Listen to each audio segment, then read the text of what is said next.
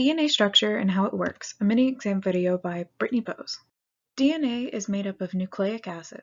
The two major types of nucleic acid structures are purines and pyrimidines. Purines, like adenine and guanine, have two carbon-nitrogen rings, which makes them look sort of like a pretzel to me.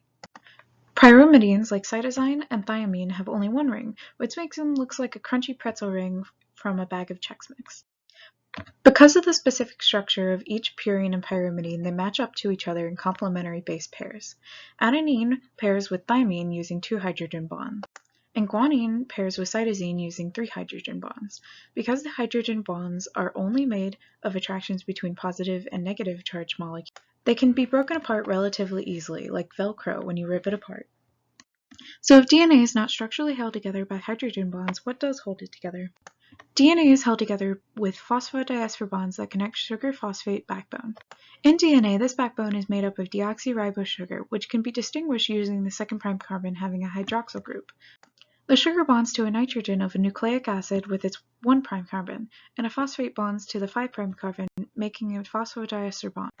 This creates a chain as the phosphate is added to the 3' carbon of the same sugar, which then also bonds to another sugar at its 5' carbon.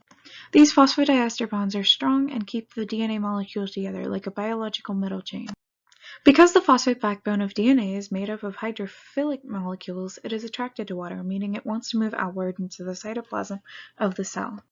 The base pairs of DNA are hydrophobic, meaning they are repelled by water. Because of this, they do not want to come into contact with the cytoplasm of the cell, making them stack on top of each other and use the phosphate backbone as protection.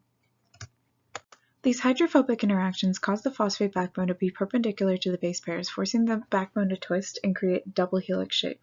The best way to think of this is to imagine the base pairs are afraid of water and are trying to hide by huddling together under a phosphate backbone blanket, like kids hide under a blanket in the dark.